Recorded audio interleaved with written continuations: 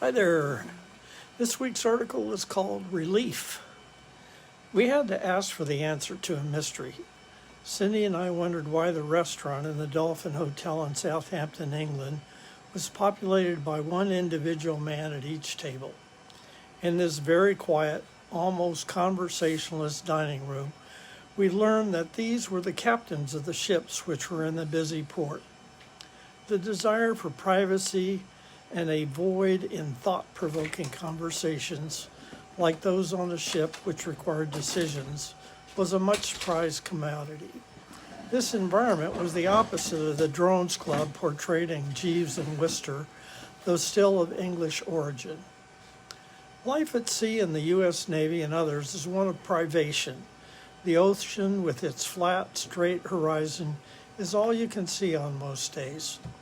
If you think about the depth of the water beneath you, it can drive you insane. The Pacific, for all its waters, is in some respects the greatest desert on the earth.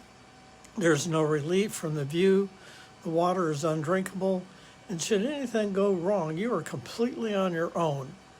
The huge ship feels like a splinter floating on a billion times larger body of water. The ocean is more beautiful and more cruel than you can ever imagine. Within the ship's bulkheads, showers are restricted to 1 minute of flowing water, 10 seconds to get wet, a few minutes of soaping, then 50 seconds to rinse off. This is an absolute necessity because the ship must make its own fresh water. It will be used for steam turbines to power the engines, drinking water, cooking, steam, and those modest showers. Rules like this can only be overcome by arrival in port. When I was in the sailor ranks, I could not wait to get to a hotel or my home and take a long, untimed shower. In my day, you had to take any shipboard entertainment with you in physical form. Taped music, movies on reels, books and magazines were the norm.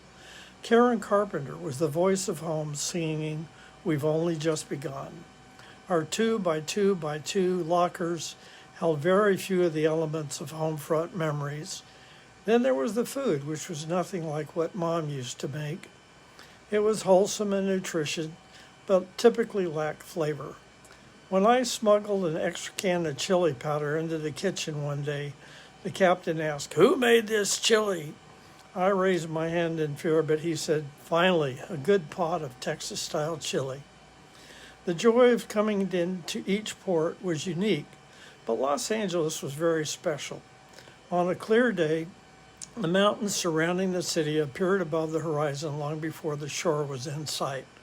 All that was familiar, less dangerous, and comforting were waiting for us in an hour. What a relief. I hope you enjoyed this week's article. If you did, click on the thumbs up button down below, and I will see you next week.